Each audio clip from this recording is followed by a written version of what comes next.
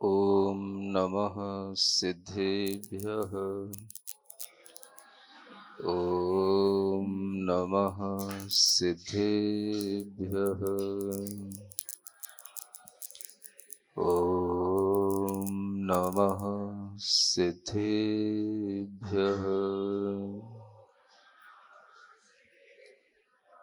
ओकारं बिन्दुसंयुक्तं नित्यं ध्यायन्ति योगिनः।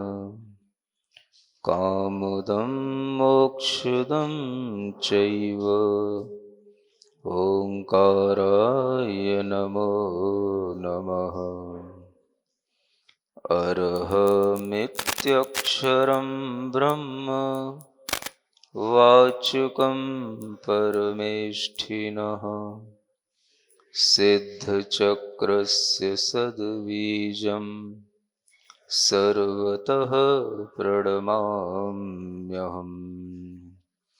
अनंतानंत सिद्ध परमेष्ठी भगवान ने की, देवादिदेव श्री पार्श्वनाथ भगवान ने की, वर्तमान शासन नायक श्री वर्धमान महावीर भगवान ने की, परम पूज्य आचार्य गुरुवर श्री विद्यासागर जी महाराज की जय। अरहम या ध्यान योग प्रणेता मुनि श्री प्रणम्य सागर जी महाराज जी की, मुनि संघ की नमोस्तु महाराज से, नमोस्तु महाराज से, नमोस्तु। आचार्य सोमदेव सूरी विरचित नीति वाक्यामृत ग्रंथ के माध्यम से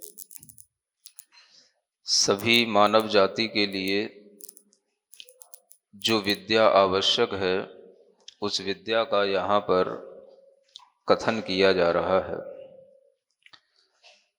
आचार्यों ने कहा है हर व्यक्ति के लिए, हर मनुष्य के लिए सबसे पहले एक विद्या सीखनी चाहिए जिसे आन्वीक्षिकी विद्या कहते हैं। और इस आन्वीक्षिकी विद्या में अध्यात्म विद्या का उपदेश दिया जाता है। इसी अध्यात्म विद्या को समझाते हुए यहाँ पर यह चैप्टर शुरू हुआ है आन्वीक्षिकी समुद्देश के नाम से, जिसमें सारे सूत्र हमारी आत्मा मन आदि से संबंध रखने वाले हैं। और यह अध्यात्म का योग जो इस ग्रंथ से प्रारंभ होता है, यह अध्यात्म योग क्या होता है ये कल आपको पहले सूत्र के माध्यम से बताया था। आत्मा का, मन का और मरुत माने वायु का समता योग के साथ में हो जाने का नाम ही अध्यात्म योग है।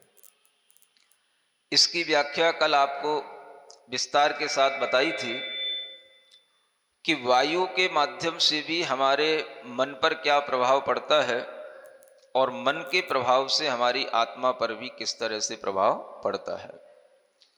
इन तीनों का समता योग में आ जाना अलग अलग तरह के क्रियाओं से होता है।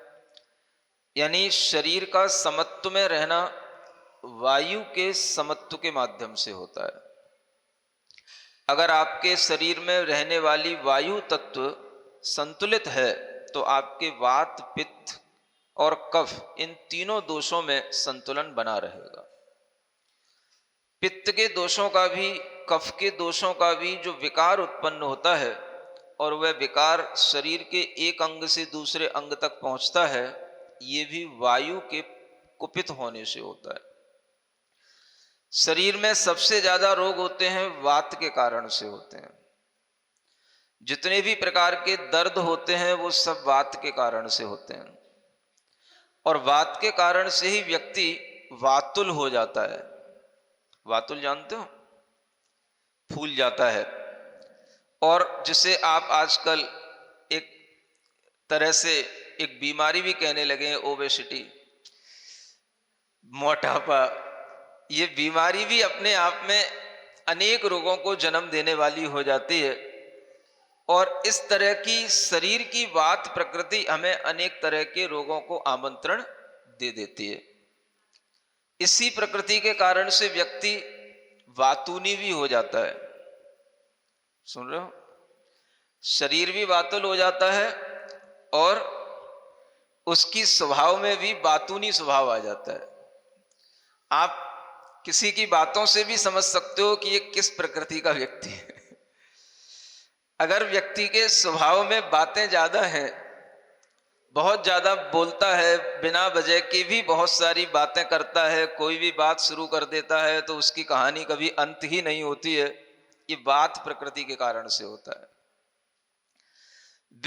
पित्त प्रकृति के कारण से उसके स्वभाव में थोड़ी तेजस्विता रहती है, उसके स्वभाव में थोड़ा सा तेजपन रहता है, उसकी बातों में भी एक तेज होता है। ये पित्त प्रकृति के स्वभाव से होता है। कफ प्रकृति के स्वभाव से उसके वचनों में एक शांति का भाव रहता है, उसके मुखमंडल पर भी एक शांत भाव रहता है और उसके मन में भी एक शांति का भाव रहता है। ये कफ प्रकृति के स्वभाव के लोगों से होता है। इन तीनों ही प्रकार की प्रकृतियों में आचार्यों ने कहा है कि हम अपने मरुत तत्व को कंट्रोल करें तो हम सब कुछ कंट्रोल कर सकते हैं। शरीर को नियंत्रित रखने के लिए और शरीर के अंदर किसी भी तरह की प्रकृतियों के कुपित नहीं होने के लिए वायु का ही सहारा लिया जाता है, जिसे हम प्राणायाम भी कहते हैं। प्राणायाम में क्या होता है? हम शरीर में वायु का ही संचार करते हैं। श्वास से वायु को भरना और फिर उस वायु को थोड़ी देर रोकना और फिर उस वायु का धीरे धीरे निष्कासन करना। ये प्राणायाम की प्रक्रिया भी वायु तत्व के संतुलन के लिए होती है। इस प्रक्रिया को पूरक, कुंभक और रेचक के माध्यम से कहा जाता है। श्वास का भीतर लेना ये पूरक कहलाता है। क्या बोलते हैं इसको? पूरक। उस श्वास को भीतर अपने कोष्ठ आदि में रखे रहना, थोड़ी देर उसको रोकना, इसको कुंभक कहते हैं। और फिर उस श्वास को धीरे धीरे निष्कासित करना, इसको रेचक कहते हैं। इन तीनों के माध्यम से भी हम अपने शरीर का संतुलन बनाते हैं। आपके लिए कहा जाता है, अगर आपको किसी भी तरह के फेफड़ों से संबंधित, हृदय संबंधी रोग हैं तो आप अनुलोम विलोम जो प्राणायाम है वो प्राणायाम कीजिए। अगर उसी प्राणायाम में थोड़ी सी आपको आध्यात्मिकता लानी है और प्राणायाम के साथ भी अगर आपको कोई मंत्र का चिंतन या ध्यान करना है तो उसके लिए ऐश्वर्य प्राणायाम है, आप उस ऐश्वर्य प्राणायाम को कीजिए। इस प्राणायाम के माध्यम से जहां आपको ध्यान भी आएगा, जहां आपके लिए श्वास की प्रक्रिया से शारीरिक संतुलन भी बनेगा, वहीं आपके शरीर में भी होने वाले जो पित्त और कफ जनित रोग हैं उनका भी एक शमन होता है। ये मरुत के संतुलन से सब कुछ संतुलित होता है। इसलिए कहा जाता है व्यक्ति को नियमित ये रेचक, कुंभक, पूरक की प्रक्रिया भी करना चाहिए। शरीर के अंदर अगर किसी को वायु विकार होते हैं, पेट में विकार होते हैं, बहुत सारी गैस बनती है, तो सुबह सुबह खाली पेट आपको यह पूरक, कुंभक, रेचक के माध्यम से यह प्राणायाम की प्रक्रिया करना चाहिए। और इसी प्रक्रिया के साथ में अगर आपको हृदय संबंधी या फेफड़ों संबंधी रोग हैं तो उसके लिए आपको ये ऐश्वर्य प्राणायाम या अनुलोम विलोम इस तरह के प्राणायाम करना चाहिए, जिससे आपके शरीर में वात, पित्त, कफ का संतुलन सही बना रहे और आप स्वस्थ रहेंगे तो आपका मन भी स्वस्थ होगा। कल आपसे पूछा गया था अरहम ध्यान योग से क्या क्या होता है। सुनते सब रहते हो, बोलने में कुछ नहीं आता है। अरहम ध्यान योग से यही होता है जो अध्यात्म योग से हो रहा है। यहां कल भी आपसे कहा था अरहम ध्यान योग अध्यात्म योग है, पंच परमेष्ठी का योग है, सिद्ध बनने का योग है, और इन सब योगों को मिलाकर के जो योग बनता है उसका नाम अरहम योग है। इस अरहम योग से तन भी स्वस्थ करने की प्रक्रिया है, मन को भी स्वस्थ बनाया जाता है और चेतना को भी स्वस्थ बनाया जाता है। तन को स्वस्थ बनाने के लिए योग है, मुद्राएं हैं, प्राणायाम है, मन को स्वस्थ बनाने के लिए अच्छे चिंतन हैं, अच्छे अभ्यास हैं, जिसके माध्यम से आप अपने मन को स्वस्थ बनाते हैं। और कल आपसे कहा था, जैसे शरीर में समता रोगों की होने के लिए जो रोग उत्पन्न करने वाले दोष हैं उनका समभाव में रहना आवश्यक है, ऐसे ही मन के अंदर समानता का भाव लाना आवश्यक है मन की स्वस्थता के लिए। मन की स्वस्थता किससे आती है?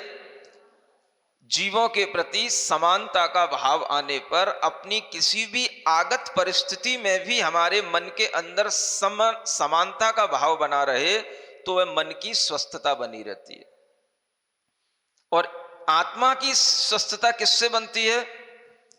इस मन की समानता का अभ्यास करने से जो आत्मा में समता का भाव आता चला जाता है, सुख दुख में वह आत्मा का समत्व भाव आत्मा की स्वस्थता कहलाती है।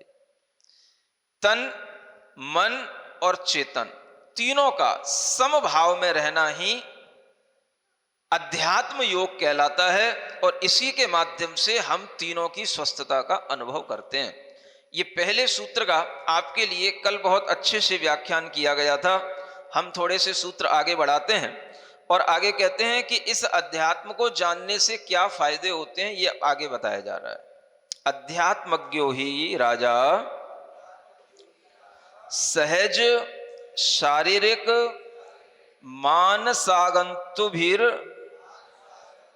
दोषैर न बाध्यते। ये राजनीति का शास्त्र है, पहले भी आपसे कहा था। जो राजा हैं उनके लिए भी है और जिन्हें राजा बनना है उनके लिए भी है। यानी राजा बेटाओं के लिए भी है और जो राजा बनना चाहते हैं उनके लिए भी है। क्योंकि राजा सबको ही बनना है, सभी राजा है ना, बोलो तो। अपने अपने घर में तो सब राजा हैं ही हैं सभी राजा बेटा हैं, सभी राजा बेटी भी हैं। लेकिन अगर आपको इन दोषों से बचना है तो आचार्य कहते हैं आपको अध्यात्म का ज्ञान होना चाहिए। यानी अध्यात्मज्ञ जो होगा वह क्या कर सकता है? इन बाधाओं से अपने आप को बचा सकता है। कितनी तरह की बाधाएं होती हैं? एक बाधाएं होती हैं सहज उत्पन्न होने वाली बाधाएं। पहली तरह की बाधाएं कौन सी हैं? सहज। सहज का मतलब है जो आपके पास जन्म से ही हैं। आत्मा जब से जन्म लिया है यहां पर इस पर्याय में, तब से ही आपके अंदर किसी भी तरह की कोई भी बाधाएं हैं। वो बाधाएं आपके मन की भी हो सकती हैं, अज्ञान की भी हो सकती हैं, मोह की भी हो सकती हैं, आपके विपरीत स्वभाव की भी हो सकती हैं। वो किसी भी तरीके की बाधाएं हो सकती हैं। उन सब बाधाओं पर के माध्यम से भी अपने अंदर बाधा को उत्पन्न न कर पाना या उनसे बच पाना, ये भी अध्यात्म को जानने से संभव होता है। कई लोग आप देखते हो, अगर किसी भी तरह की अज्ञान जन्य बाधा उनके अंदर है या किसी भी तरह का उनके अंदर कहना चाहिए सहज इस तरीके का कोई विकार भाव है जो उन्हें जन्म से प्राप्त है। मान लो कोई जन्म से डरपोक है ना, कोई जन्म से ही किसी चीज से डरता है। किसी का स्वभाव बन जाता है, भाई किसी को छिपकली देखते ही से डर लगता है, बिचक जाता है। अगर उसको कहीं छिपकली दिख जाए तो कहो उस दिन वो भोजन ही ना कर पाए प्लास्टिक की तो और ज्यादा खतरनाक दिखती है तो किसी किसी के लिए जो ये सहज भाव है, अब ये क्या है? भ्रम से उत्पन्न होने वाले भाव है। किसी किसी को अगर कहीं पर कोई रात में काली ड्रेस पहने हुए दिख जाए तो वो डर जाए एकदम से, अरे भाई चुड़ैल आ गई, कोई भूत आ गया। एकदम से उसके अंदर इस तरीके के भाव आ जाना और ये भ्रम बहुत देर तक छाया रहना, ये कहलाते हैं सहज भाव। सहज भाव के कारण से वह व्यक्ति अनेक तरह के भ्रमों में भी जी लेता है और अनेक तरह की अज्ञानता में भी जी लेता है। अज्ञान जन्य भाव होते हैं जिसके कारण से हम किसी चीज को अच्छे ढंग से नहीं जान पाते हैं या नहीं जानने की कोशिश करते हैं और उसके कारण से भी हमारे लिए कई तरह की बाधाएं उत्पन्न हो जाती हैं। आप देखते हो बहुत से ऐसे बच्चे होते हैं जो घर में किसी भी बात को सुनना नहीं चाहते, समझना नहीं चाहते, कोई उनसे कुछ कहता है तो उसके लिए कोई भी वह गौर नहीं रखना चाहते उस बात पर। माता पिता ने कुछ कहा, कहा होगा, कहते ही रहते हैं, कोई मतलब नहीं है। इस तरीके की जो जन्मजात प्रवृत्तियां बन जाती हैं, इन्हें आचार्य अज्ञान जन्य भाव कहते हैं। सुन रहे हो कि नहीं? सीधे बैठ के सुनाओ, सबकी डायरेक्शन इधर उधर क्यों होती है? अज्ञान जन्य भावों में और मोह जन्य भावों में, भ्रम से उत्पन्न हुए भावों में भी प्रवृत्ति सहज होना इसलिए जरूरी हो जाता है क्योंकि सहज का मतलब है सहजातम इति सहज, माने वो प्रवृत्तियां, वो अज्ञान आपके साथ उत्पन्न हुआ है। जब से आप जन्म लिए हैं तभी से इस तरीके का विचार, इस तरीके के भाव आपके अंदर आ रहे हैं। वो सहज इसलिए बोला जाता है। सहज माने जन्म से लेकर के आए हो। हाँ, आप उसे आसानी से कहते हो, लेकिन उसका वास्तविक मीनिंग होता है जो आपके साथ साथ उत्पन्न हुआ है। कोई कोई रोग भी ऐसे होते हैं बच्चे जन्म से ही लेकर के आते हैं। कुछ आनुवांशिक रोग भी होते हैं जो उन्हें गर्भ से ही होते हैं। डायबिटीज गर्भ से भी लेकर के आ सकता है बच्चा। ब्लड प्रेशर की बीमारियां गर्भ से भी लेकर के आ सकता है। अगर उसके माता पिताओं को इस तरीके की बीमारियां हैं तो आनुवांशिक भी बन जाती हैं। तो बच्चे के लिए वो बीमारियां सहज हो गई। वो अब सहज का मतलब, आसान का मतलब उसके साथ ही उत्पन्न हुई है, वो बीमारियों के साथ ही उत्पन्न हुआ है। हाँ, बिना पुरुषार्थ के, बिना कुछ उसके कुछ गलत खान पान के जन्म से ही आ गई, उसका नाम क्या हो गया? सहज। ये सहज बाधाएं हैं। यानी आचार्य कहते हैं इन सहज बाधाओं से भी वह राजा बाधित नहीं होता है जो अध्यात्म का जानकार होता है। माने अध्यात्म के ज्ञान रखने से इन बाधाओं पर हम नियंत्रण पा सकते हैं। ये अध्यात्म ज्ञान की ये बहुत बड़ी यहां पर महत्ता बताई जा रही है। लोग कहते हैं हमें क्यों आध्यात्मिक होना चाहिए, हमें क्यों अध्यात्म ज्ञान रखना, हम तो अपने संसार के भौतिक ज्ञान में ही मस्त हैं, हम उसी में ही सुखी हैं, हमें क्या जरूरत है अध्यात्म ज्ञान की। उन्हें यह बताना चाहिए कि अध्यात्म ज्ञान होने पर ही आप अपनी जो सहज प्रवृत्तियां हैं, आप कहते हो भाई मेरा तो नेचर ही है, बैठे बैठे हमें नींद आ जाती है, मेरा तो नेचर ही है, कोई मुझसे कुछ भी कहता है तो मैं एकदम से गुस्सा कर देती हूं। तो ये जो आप बोलते हो कि मेरा नेचर है, ये आपकी जो सहज प्रवृत्तियां हैं, इन सहज प्रवृत्तियों को अगर आप कंट्रोल कर पाओगे तो तभी संभव है जब आप आध्यात्म को जानने वाले होगे।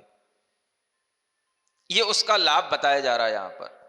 अध्यात्म को जाने बिना आप कभी भी इन चीजों पर किसी भी तरीके से कंट्रोल नहीं कर सकते। और अगर आप इसी चीज को रिपीट करते रहते हो, मैं तो ऐसा करता हूं, मैं ऐसा करती हूं, और मेरे साथ ऐसा क्यों होता है, और मेरे लिए बार बार इस तरीके की भावनाएं क्यों उत्पन्न होती हैं, मैं इनसे कैसे उबरूं, तो उसका एक ही तरीका है, आपको अध्यात्म का ज्ञान जानना है, आपको स्पिरिचुअल होना पड़ेगा, आपको स्पिरिचुअलिटी जाननी पड़ेगी। उसके बिना आप कभी भी आप अपने इमोशंस को कंट्रोल नहीं कर पाएंगे। और ये इमोशंस को कंट्रोल करने के लिए कल भी कहा था, अगर आपके मोशन कंट्रोल रहेंगे तो वो तभी रहेंगे जब आपके इमोशन कंट्रोल रहेंगे। समझ आ रहा है? अगर आपके इमोशन आउट ऑफ कंट्रोल हैं तो आपका मोशन भी कभी भी एक जैसा नहीं हो सकता, आप कभी भी एक जैसे स्वास्थ्य के साथ बहुत दिनों तक नहीं रह सकते हैं। ये संबंध है भावों का, शरीर का, मन का, एक दूसरे के साथ संबंध है। इसलिए यहां कहा जा रहा है सहज उत्पन्न होने वाली दोषों से भी बचो। दूसरे प्रकार के दोष कौन से होते हैं? शारीरिक दोष। दूसरे दोष कौन से बताए? जो राजा अध्यात्मज्ञ होता है वह शारीरिक दोषों से भी बाधा को प्राप्त नहीं होता है, यह कहा जा रहा है।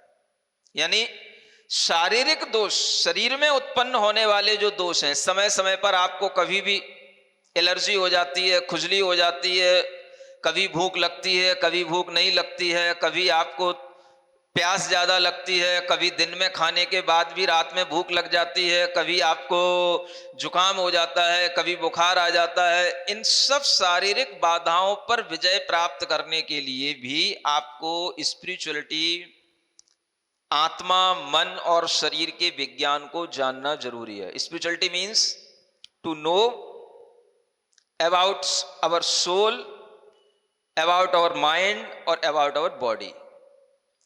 इन सबकी प्रकृति को अगर आप जानोगे तो आप आध्यात्मिक कहलाओगे। दुनिया की जानकारी रखने से अब आध्यात्मिक नहीं बनोगे, आप भौतिकवादी कहलाओगे, भौतिक विज्ञान को जानने वाले कहलाओगे। लेकिन जब आप अपनी चीजों को जानने लगोगे तो आप आध्यात्मिक कहलाओगे। आपको पता होना चाहिए ये चीजें कहां से, किस कारण से जनरेट होती हैं और इनको कैसे कंट्रोल किया जाता है। इन सब चीजों की नॉलेज अगर आपको होगी तो आप इन बाधाओं से अपने आप को बचा पाओगे। शारीरिक बाधाएं, समय समय पर तरह तरह की शारीरिक बाधाएं होती हैं और एक उम्र बढ़ने पर भी अलग अलग तरह की बाधाएं उत्पन्न होने लग जाती हैं। बच्चों में भी उम्र के साथ अलग तरह की बाधाएं होती हैं, स्त्रियों में भी अलग तरह की बाधाएं उम्र के बढ़ने के साथ होती हैं। आपको ये पता होना चाहिए कि कौन सी बाधा किस उम्र में किस तरह के हाव भाव से और किस तरह के खान पान से उत्पन्न होती है। अगर इन सब चीजों की आपको जानकारी होगी तो आप अपनी शारीरिक बाधाओं को जीत पाएंगे। ये अध्यात्म को जानने वाले की बात कही जा रही है। आज सब तरह की साइंस अलग अलग बनी हुई है, फिजिकल साइंस अलग है, साइकोलॉजिकल साइंस अलग है। तो ये सारी साइंस अगर मिला दी जाएंगी तो उसी का नाम स्पिरिचुअल साइंस कहलाता है। आज अलग अलग तरीके के ट्रीटमेंट दिए जाते हैं। तीसरी तरह की बाधा है मानस बाधाएं, मानस दोष, मानसिक दोष। अब ये क्या है? आपके मन में उत्पन्न होने वाले अनेक तरह के दोष। आपके अंदर कभी काम का विकार बढ़ता है, आपके अंदर कभी क्रोध का विकार बढ़ता है, आपके अंदर कभी लालच बढ़ता है, आपके अंदर कभी अनेक लोगों से ईर्ष्या बढ़ती है। आप अपने इन विकारों पर विजय प्राप्त अगर कर पाएंगे तो तभी संभव है जब आप अध्यात्म को जानने वाले होंगे। अन्यथा जिंदगी भर एडजस्ट तो करते रहोगे लेकिन कभी भी उसको डिस्ट्रॉय नहीं कर पाओगे। माने किसी भी चीज के साथ में एडजस्ट करके चलना अलग बात है और उस विकार का समापन करके सुख प्राप्त करके जीना अलग बात है। तो ज्यादातर लोग क्या करते हैं? एडजस्ट करते हैं, सहन करते हैं। जब तक हो रहा है, नहीं हो रहा है तो भाई अब हमसे नहीं हो रहा है तो कुछ ना कुछ वो ब्लास्ट कर देते हैं। तो ये जो एडजस्टमेंट है ये आपके लिए कब तक होना, कब तक आप उसको कर पाओगे और कब आप जो है उसके कंट्रोल से बाहर हो जाओगे, ये सब आपके अंदर अगर खुद ही आपको पता नहीं होगा तो आप एक अच्छा जीवन जी नहीं सकते हो। मानसिक बाधाओं के शिकार आजकल बहुत लोग होते हैं जिन्हें अपने विचारों पर नियंत्रण नहीं रहता। वो रात में अच्छी नींद भी नहीं सो पाते हैं। सुन रहे हो? विचारों पर नियंत्रण जरूरी है। आपके अंदर अगर वह विचार नियंत्रित होंगे तो ही रात में आपको अच्छी नींद आएगी, गहरी नींद आएगी। कोई लोग रात में ही बड़बड़ाते रहते हैं, रात में ही बोलते रहते हैं, रात में ही उनका मुंह खुला रहता है। जो बातें दिन में नहीं कर पाते हैं, कह नहीं पाते हैं, वो रात में कहते रहते हैं। उनके पास अगर कभी कान लगा के सुनो, कभी उनके पास मोबाइल रख देना, उनके अंदर क्या चल रहा है। ऐसे बहुत से बच्चे मिलेंगे। ये जो मानसिक बाधाएं हैं, अगर हम इन्हें कंट्रोल नहीं करेंगे तो ये बाधाएं बढ़ती चली जाएंगी और वो आपके अंदर का जो एक कहना चाहिए ये भी एक वायु है जो भरी रहती है, वो अगर कब निकलती है तो दिन भर तो निकलने का उसको मान लो टाइम नहीं मिलता, तो फिर वो रात में निकलती है। ये मानसिक विकार हैं, इनको भी जीतना होता है और ये भी वही जीत सकता है जो अध्यात्म को जानेगा। समझ आ रहा है? मानसिक विकारों को जीतने के लिए आपको अगर तैयार होना है तो पहले यह समझना पड़ेगा कि हमारे अंदर वो कौन कौन से मानसिक विकार हैं। हम सोते हैं तो हम केवल स्वप्न ही देखते रहते हैं या कुछ नींद भी लेते हैं? अच्छी नींद वह कहलाती है कि कब सोए और कब जागे पता ही ना पड़े। क्या सुना है? हाँ, वही कब सोए कब जागे पता ही ना पड़े। माने अभी सोए थे और एकदम से जब नींद खुली तो बस सीधे सुबह ही हो गई। किसी भी तरीके के बीच में ना कोई स्वप्न से डर हुआ, ना कभी कोई कुछ हुआ, और बिल्कुल अच्छी गहरी जो शांत नींद होती है वो अगर थोड़ी देर की भी हो जाती है तो उससे शरीर की पूरी थकान मिट जाती है। पूरी रात भर आप 7 घंटे सोते रहो, बड़बड़ाते रहो, स्वप्न देखते रहो, तो भी वो सोना नहीं कहलाएगा। सुबह उठोगे तो भी थकान मिलेगी। और अगर गहरी नींद में 4 घंटे भी सो लोगे तो वो पूरी थकान आपकी दूर हो जाएगी। समझ आ रहा है? लोग कहते तो हैं कि हमने सपनों में ही पूजा कर ली, क्या बोलते हो रात रात भर नींद ना आए, सपनों में पूजन हो जाए। तो ये कहने में आता तो है, भावना तो अच्छी है, लेकिन ये भी बीमारी ना बन जाए। रात रात भर नींद ना आए, सपनों में पूजा हो जाए। कोई भी तरीके की बीमारी आपके लिए रात्रि में अगर नींद में बाधा देती है तो वो मानसिकता में आपके लिए फर्क डालेगी। इसलिए आपको अपना मन अच्छा रखने के लिए स्वस्थता से, दिन भर अगर स्वस्थ निकलेगा तो रात भी अच्छी स्वस्थ नींद के साथ में गुजरेगी, है ना। इसलिए यहां कहा जा रहा है अध्यात्म को जानने के ये सब फायदे हैं। राजा भी अनेक तरह की चिंताओं में पड़ा रहता है, वो अपनी मानसिक बाधाओं को कैसे जीते। अब आप सोचो, जो पीएम होते हैं, सीएम होते हैं, इनको कितने तरीके की टेंशन होती है, कितने सारे काम होते हैं इनको, देश के, विदेश के, अपनी पार्टी के, दूसरी पार्टी के। आगे भी बढ़ना है और जो आगे बढ़ने से रोक रहे हैं उनसे भी लड़ना है, और हर तरीके की रणनीति बना करके चलना है। समय उतना ही है, आगे आगे के प्रोग्राम भी फिक्स होते हैं और नए नए प्रोग्रामों के लिए भी योजनाएं भी बनानी पड़ती हैं। हर प्रोग्राम में पहुंचना भी होता है। इतनी सारी जिम्मेदारियों के साथ में व्यक्ति सोता कैसे होगा, ये आप सोचो। आपके घर में एक बेटा अगर थोड़ी सी नालायकी करने लग जाता है तो आपकी नींद बिगड़ जाती है। समझ रहे हो ना? एक बेटा अगर आपका घर में थोड़ी सी आपकी बात मानना छोड़ देता है तो आपकी रातों की नींद उड़ जाती है। घर में बहू आ जाए और अगर बहू, आपने कहा कि बहू थोड़ा सा ये काम कर लेना, और उसने कह दिया, क्या बोला, मैं काम करने के लिए आई हूं यहां पे। आपकी रातों की नींद उड़ जाएगी। समझ आ रहा है? अगर इस तरीके की आपकी मानसिक स्थिति है तो सोचो आप कितने मन से कमजोर हैं।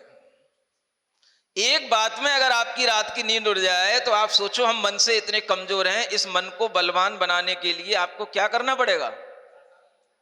अध्यात्म का ज्ञान करना पड़ेगा। और वो ज्ञान आपको कहां मिलेगा? अरहम ध्यान योग के प्लेटफॉर्म पे ही मिलेगा, और कहीं नहीं मिलेगा। अपने अंदर उस तरह की ऊर्जा मन में पहले से तैयार रखो जिससे कि कुछ हो या ना हो मेरा मन दुर्बल ना हो। ये इसीलिए भाव दिए गए हैं, ये वजन आपको दिया गया है ताकि आपका मन मजबूत बनता रहे और आप जो है इन मानसिक विकारों से अपने आप को बचा पाए। हर व्यक्ति को पहले नॉलेज तो हो कि हमारे अंदर कौन से मानसिक विकार है। लोग तो उसी में खुश रहते हैं। गुस्सा आ रहा है तो उसी में अच्छा लगता है उन्हें। अगर गुस्से को सहन करने वाले घर में छोटे लोग हैं तो बड़ों की आदत पड़ जाती है, बोले मैं गुस्सा करता हूं, गुस्सा करने से क्या फायदा है। उस जितने भी छोटे हैं वो सब डरते हैं, वो पीटता है, वो पिटते रहते हैं।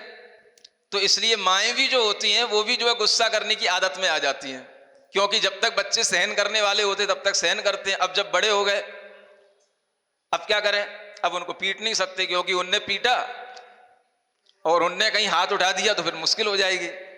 तो फिर जो माओं के अंदर फिर जो गुस्सा भरा रहता है कि अब इससे कुछ कह भी नहीं पा रहे हैं, अब इसको पहले पीट भी लेते थे, अब ये बड़ा हो गया, अब इसको पीट भी नहीं पा रहे हैं, तो अब क्या करें।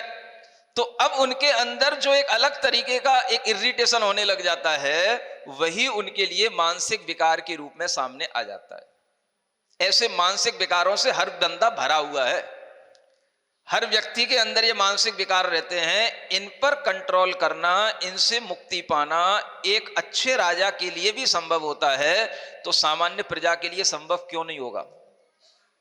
ये किससे आएगा? अध्यात्म का अभ्यास करने से। अध्यात्म का पहले ज्ञान रखो, और अध्यात्म का मतलब ये आध्यात्मिक ज्ञान और अध्यात्म की ओर ले जाने वाला ध्यान। इन दोनों का जब आप अभ्यास करेंगे तो धीरे धीरे आप इन बाधाओं को जीत पाएंगे। उसी को राजा कहा जाता है जो अपनी बाधाओं को खुद जीतता चला जाए। एक तरह से राजा का मतलब यहां पॉलिटिकल राजा नहीं समझना चाहिए किसी को कि कोई पॉलिटिकल किंग को यहां पर राजा कहा जा रहा है। आप अपने आप में खुद राजा हैं, आप अपने मन के खुद राजा बने, आप अपने शरीर के खुद राजा बने, आप अपने विचार अपने भावों के खुद राजा बने, आपकी कंट्रोलिंग आपके ही हाथ में है, तो आप अपने राजा हैं। Your mind is control, you are king.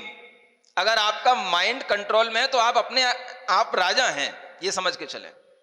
माने आपका शरीर अगर आपके कंट्रोल में है तो आप अपने शरीर के राजा हैं। जितनी भी चीजें आपके पास में है, आपके अंदर उसका कंट्रोलिंग होना चाहिए। अगर आपने अपनी कंट्रोलिंग किसी दूसरे को दे दी, जिसे बोलते हैं माने रिमोट आपका आपके ही पास में हो, दूसरे के पास में अगर रिमोट पहुंच गया तो फिर वो अगर कंट्रोल करेगा आपको तो फिर आपकी मुश्किल हो जाएगी। वो दूसरा कैसे कंट्रोल करता है? जैसे बच्चे भी कई बार मजे लेते हैं। कैसे मजे लेते हैं आपने देखा है? बच्चों को पता होता है इसको अगर हम इस नाम से बुला देंगे तो चिढ़ेगा। नहीं समझे? किसी का कोई नाम है और उस नाम से वो चिढ़ता है, तो उस नाम से अगर बच्चों को पता पड़ जाए कि इस नाम से बोलने में ये चिढ़ता है, तो बच्चा जानबूझ करके उसके सामने वो नाम बोलेगा। वो समझ आ रहा है? कोई किसी का भी कुछ भी नाम, कोई नाम किसी ने बिगाड़ दिया, किसी का कुछ नाम रख दिया, और उस नाम से वह अगर उसे पता है कि चिढ़ता है तो बार बार वो नाम बोल करके उसको चिढ़ाएगा। अब वो क्या करता है सामने वाला? तू मेरे से ऐसा क्यों बोलता है, तू मेरे से क्यों ऐसा बोलता है? तो इसी के कारण से उसमें दोनों में लड़ाई होने लग जाती है। अब आप देखो कि इसमें कंट्रोल किसको करना है? हमारी चिड़चिड़ाहट का रिमोट किसके हाथ में है? वो जब चाहे तब आपसे बोल देगा, आप शुरू हो गए। नहीं समझ आ रहा? हमारे गुस्से का, हमारी चिड़चिड़ाहट का रिमोट किसके हाथ में है? दूसरे के हाथ में है। आप कभी भी राजा नहीं हो सकते हैं। अगर आपका रिमोट आपके हाथ में है तो ही आप राजा बन सकते हैं। जब वो बच्चा देख लेगा, इससे कहता रहता हूं, कुछ भी नहीं होता है तो लोग क्या करते, ए मोटू, ए पतलू, कुछ भी बोलते रहते हैं। समझ आ रहा है? अब अगर कोई इसी से चिढ़ने लग जाए तो मुझे मोटू क्यों कहता है, तो अब वो उसको बोलना रोक नहीं सकता है। सामने वाले का मुंह उसके पास है, उसका जब मन आएगा तब बोलेगा। तुम्हें अपने आप को रोकना पड़ेगा। अगर वो आपसे मोटू कहता है तो आप जो है उसके बावजूद भी हंसते रहोगे तो वो समझ लेगा भाई यार इसको कुछ फर्क ही नहीं पड़ता है, मोटू कहने पर भी और हंसने लग जाता है, तो वो अपने आप चिड़चिड़ाना छोड़ देगा, कहना छोड़ देगा। ये तरीका होता है। अगर आप किसी भी चीज से चिढ़ने लगे हैं तो वो चीज आपकी कमजोरी बनने लगेगी, और वो वीकनेस फिर आपके लिए अगर कंट्रोल में नहीं रही तो वो आपके लिए आगे भी परेशानी का कारण बनी रहेगी। समझ आ रहा ना?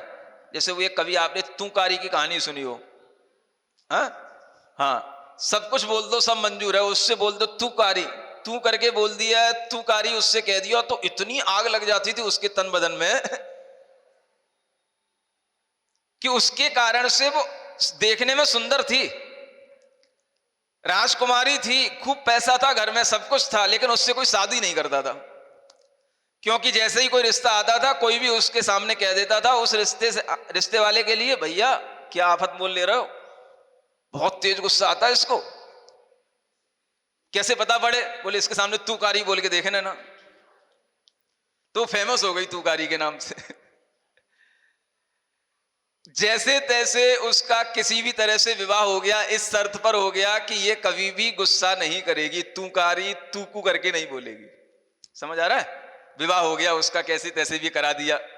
अब विवाह होने के बाद में कुछ दिन शांत रही वो अच्छा रहा।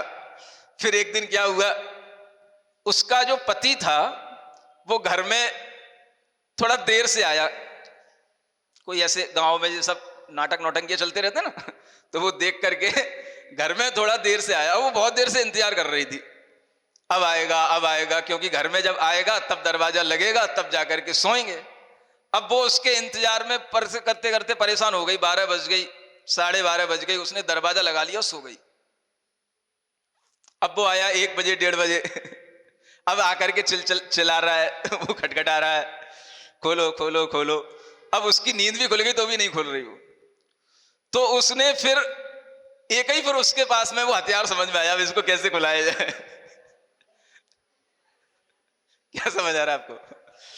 बस उसकी जो कमजोरी थी वो कुछ दिन तक दबी रही, लेकिन उसे कमजोरी पता तो थी, तो उसने फिर उसको तू कारी करके बोल दिया।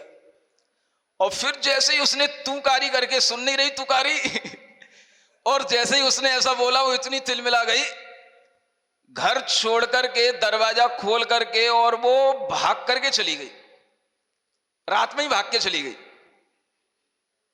और भाग करके ऐसे भाग करके गई कि फिर वो कहीं दूसरे भीलों के हाथ में लग गई।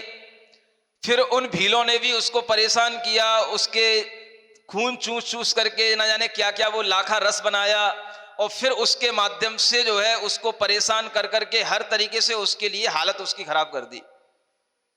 बाद में वो रहस्य खुला, वो लाखा रस ये खून से रस बनता है और वो किसी औषधि के काम में आता है। वो किसी राजा के लिए कभी वो काम में आया, फिर वो राजा के पास में घड़े आए उसके, और वो घड़े भी फूट गए, और उसके बावजूद भी उसको गुस्सा नहीं आया। किसको? तूकारी को। तब उससे पूछा गया कि भाई ये क्या हो गया, इतने बड़े बड़े घड़े भी फूट गए तब तुझको गुस्सा नहीं आया?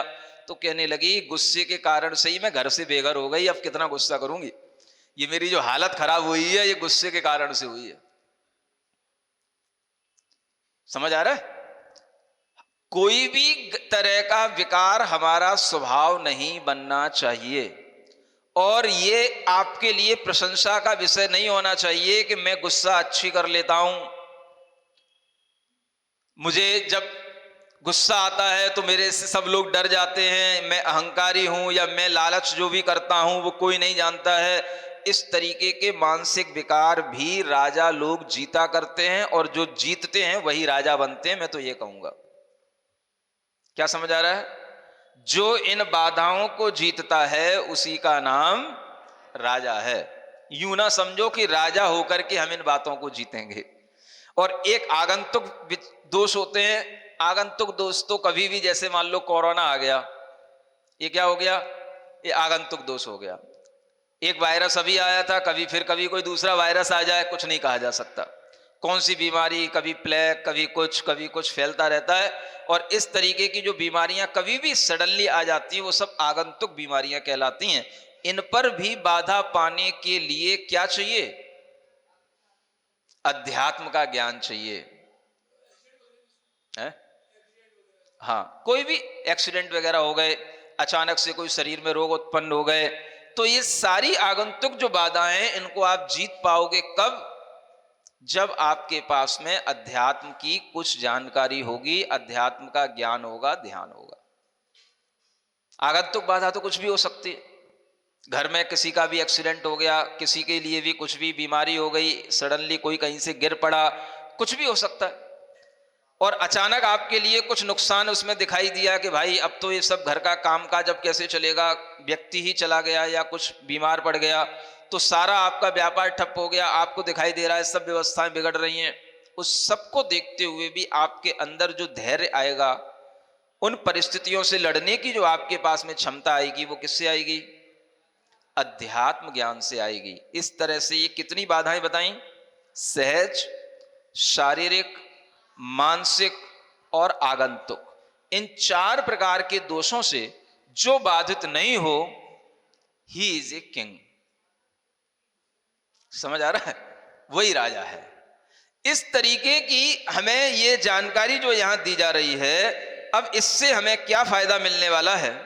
आचार्य आगे कहते हैं, इंद्रियाणि मनो विषया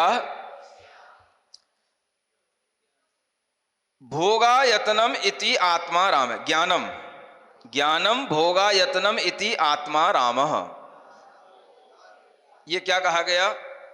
अब देखो, आत्मा के बारे में अब यहां बताना शुरू करते हैं। पहले दिन आपसे कहा था ना, आत्मा, मन और इंद्रिय, इन तीनों के बारे में यहां बहुत अच्छे से बताया जाएगा, है ना? और इन तीनों को जो जानता है वही अध्यात्मज्ञ कहलाएगा।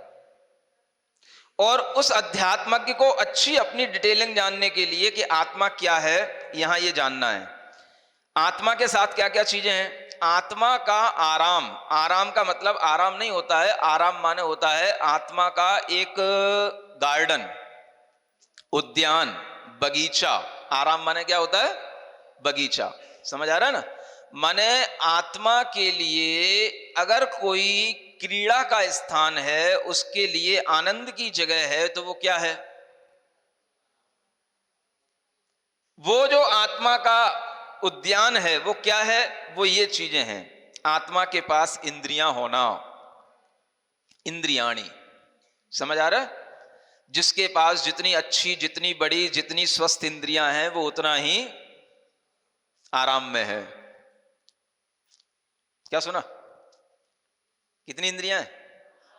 5। मच्छर के पास उसका आराम तुमसे कम है। मक्खी के पास बोलो, चींटी के पास, चींटी के पास, चींटे के पास, और जो लट होती है उसके पास। ये सब जो इंद्रियों की कमी है, ये उनके एक तरह से आत्मा के आनंद की कमी है। आपके पास सभी इंद्रियां हैं, इंद्रियां होने के साथ साथ वो सभी इंद्रियां काम भी करना चाहिए। काम कर रही हैं? कान से सुनने में आ रहा है, आंखों से देखने में आ रहा है, जीभ में टेस्ट आ रहा है। ये भी एक इंद्री से जाना जाता है ना। कोरोना में देखा था ना, जिनको कोरोना हो जाता था फिर टेस्ट आनी बंद हो जाता था। समझ आ रहा है? कोई भी आपको टच करता है तो आपको उसका फील होता है कि नहीं, कि हाँ ये सब क्या है? स्मेल कोई आ रही है तो फील होती है कि नहीं?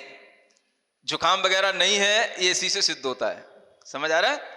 कोई भी तरीके की इंद्रियां आपकी हैं, ये सभी इंद्रियां काम कर रही हैं, ये आत्मा का क्या है?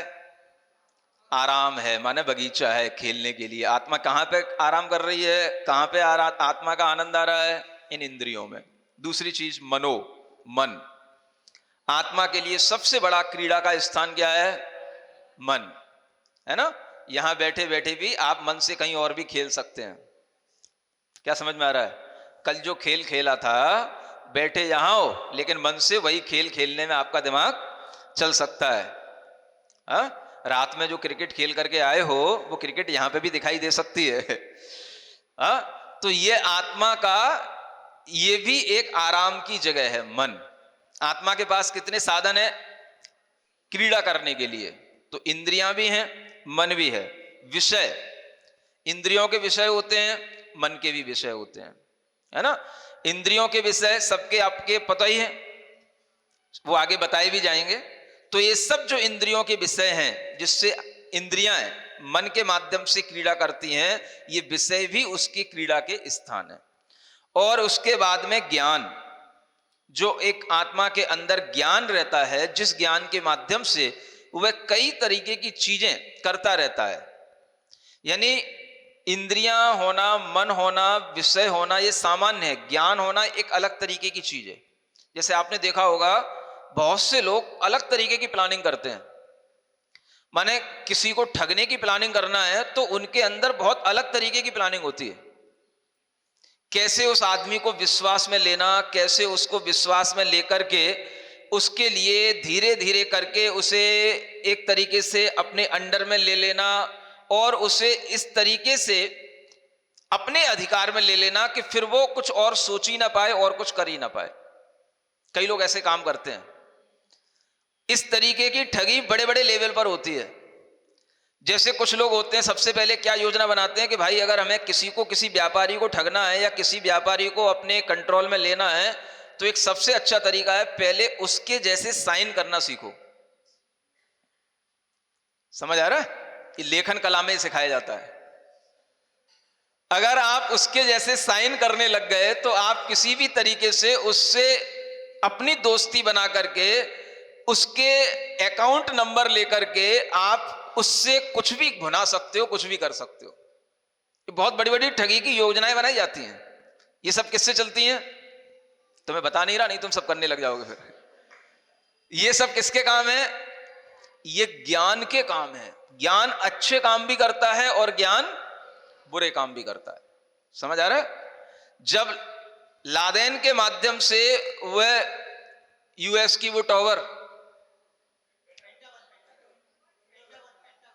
पेंटागन की वह जो कौन सी टावर थी, वो ट्रेडिंग सेंटर, वो जो हिलाया गया था, वर्ल्ड ट्रेड सेंटर पूरा का पूरा ध्वस्त कर दिया गया था, वो योजना एक दिन की नहीं थी। मतलब इतने लोगों का इतना खतरनाक दिमाग चलता है, महीनों तक उसकी योजना बनाई गई थी, क्योंकि जो लोग उस प्लेन को उड़ा करके ले जाएंगे वो पायलट भी उसने अपने तैयार किए थे। बड़ी योजनाओं के साथ में ऐसे बड़े बड़े काम होते हैं। ये सब ज्ञान नाश का भी काम करता है और ज्ञान निर्माण का भी काम करता है, विकास का भी काम करता है। तो ये ज्ञान भी एक तरीके का आत्मा का बहुत बड़ा क्रीड़ा का स्थान है। भोगायतनम आगे बताया जाएगा। भोगायतन शरीर को कहते हैं भोग का स्थान। शरीर क्या है? शरीर की परिभाषा भोगायतनम शरीरम, भोग का स्थान क्या है? शरीर है। इन सब में इति आत्मा राम, आप बोलते ना आत्मा राम, उस आत्मा राम के दो अर्थ हैं, एक तो आत्मा का आराम और एक आत्मा ही राम है। समझ आ रहा है? शब्द उतना ही लिखा जाएगा, आत्मा राम है, उसमें संधि हो जाएगी तो आत्मा राम भी निकलेगा और आत्मा का आराम भी निकलेगा। अब आप सोचो, अगर आप इन सब चीजों में उलझे हुए हैं तो आपकी आत्मा राम इन्हीं चीजों में क्रीड़ा कर रही है, इन्हीं चीजों में उलझी हुई है। ये आत्मा राम की बात है। समझ आ रहा है? तो हमें ये पता होना चाहिए कि हमारी आत्मा के लिए कितने चीजें हैं जिनसे हम अपनी आत्मा को उलझाए रखते हैं और आत्मा उनमें अलग अलग तरीके से एंजॉय करती रहती है। कितनी चीजें हो गई? इंद्रियाणी, समझ आ रहा है? 5 सेंसेस जो आपके पास में है, ये इंद्रियां किसके क्रीड़ा स्थान है? आत्मा के। उसके अलावा मन, फिर उन इंद्रियों के विषय, फिर उसके बाद ज्ञान, और फिर उसके बाद संपूर्ण शरीर। समझ आ रहा है? माने इंद्रियों अलग कही गई और शरीर अलग कहा गया। इंद्रियों के विषय अलग और भोग का आयतन, ये संपूर्ण शरीर ये अलग। क्योंकि इंद्रियां तो अलग अलग तरह से, एक एक इंद्रिय एक एक काम करेगी, और पूरे शरीर में बहुत कुछ है तो पूरा शरीर अलग काम करता है। तो शरीर को अलग कहा गया, यहां पर इंद्रियों को अलग कहा गया। भोगायतन किसको कहा गया? शरीर को। माने भोग का स्थान क्या है? शरीर है। सारे भोग किससे होते हैं? शरीर से होते हैं, शरीर में होते हैं, शरीर के लिए होते हैं। यह समझ लेना पड़ेगा पहले। जो व्यक्ति इन चीजों को समझने लगेगा उसके अंदर से अपने आप वो दृष्टि आने लगेगी कि हम अपनी आत्मा को कहां जिला रहे हैं, हमारी आत्मा क्या कर रही है। आत्मा के लिए इतने स्थान हैं, इन स्थानों में से आत्मा किन चीजों से जुड़ रही है, किन चीजों में लग रही है, हट रही है, ये विचार जो आत्मा करेगा ये अध्यात्म के माध्यम से आएगा। सुन रहे हो? इतनी चीजें याद रखोगे तब आगे की बात आपको आगे बताई जाए। अभी आत्मा की बात पूरी नहीं हुई है, आत्मा की बात सुनना है। अभी तो ये आत्मा का जितना भी साम्राज्य वो बताया गया है, जो हमारे पूरे शरीर, इंद्रिय, मन, विषय, ज्ञान सबके साथ जुड़ा हुआ है, वो सब हमारे अंदर इतनी चीजें हैं। इन सबको मिलकर के ये जीवन बना हुआ है जिसको हम कहते हैं लाइफ। कल आपको बताया था ना, जीवन किससे चल रहा है? तो आत्मा तो उसका एक अधिष्ठाता है, लेकिन उसके साथ में इतनी चीजें और हैं तब वो जीवन जी रहा है। कितनी चीजें? इंद्रियां, सबको याद करना चाहिए। इंद्रियां, मन, विषय, ज्ञान और शरीर, इन सबके साथ में आत्मा की क्रीड़ा होती रहती है। ये सारा का सारा संसारी आत्माओं का ये ज्ञान आपको करा दिया जा रहा है, और ये जो आप ज्ञान कर रहे हैं यही आपके भेद विज्ञान के लिए कारण बनता है। जब आपको ज्ञान ही नहीं होगा हमारे अंदर क्या क्या, तो आप भेद विज्ञान कभी भी कर नहीं सकते हैं। तो इसलिए इस विज्ञान के माध्यम से हम अध्यात्म को जानते हैं, और इसी के माध्यम से हम अपनी इन सब जो आपको बताएं सहज शारीरिक मानसिक आगंतुक इन दुखों को कैसे जीतते हैं। ये चैप्टर अगर आप पूरा पढ़ लोगे सुन लोगे तो आपको अध्यात्म का ज्ञान पूरा आ जाएगा, है ना। इसलिए सबसे पहली विद्या बच्चों को सिखाने के लिए कही गई है, कौन सी?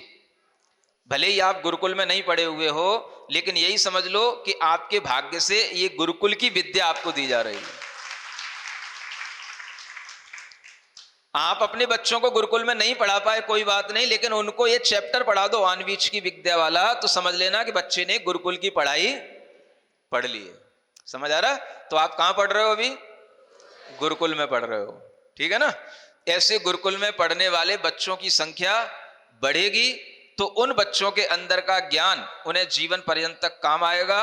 ये ज्ञान ही आपके काम आएगा और कोई चीज काम नहीं आएगी। समझ आ रहा? सारी फिजिक्स केमिस्ट्री उस दिन भूल जाओगे जिस दिन तुम्हारे लिए कोई एक्सीडेंट हो जाएगा, बेड पे पड़े होगे। लेकिन अगर तुम्हें ये आध्यात्मिक विद्या याद आएगी तो तुम्हें याद आएगा ये शरीर की हड्डी टूटी है, इंद्रियां सही हैं, मन अभी सही है, ज्ञान सही है, अभी बहुत कुछ सही है, इसलिए दुखी होने की जरूरत नहीं है। नहीं समझ आया? ये कहां पढ़े पढ़े और क्या याद आएगा? पढ़े पढ़े ये अध्यात्म विद्या अगर याद आएगी तो अपने आप तुम्हें वहां पर रोना बंद हो जाएगा और वहां पर भी कुछ ना कुछ अच्छा करने की भावना आने लगेगी। आ रहा समझ में? इसलिए हर बच्चे को ये अध्यात्म विद्या पढ़ाइए, आपको फ्री में पढ़ने को मिल रही है, सबको फ्री में बांटिए, सबको फ्री में पढ़ाइए और उससे लाभान्वित कीजिए। बोलिए महावीर भगवान की।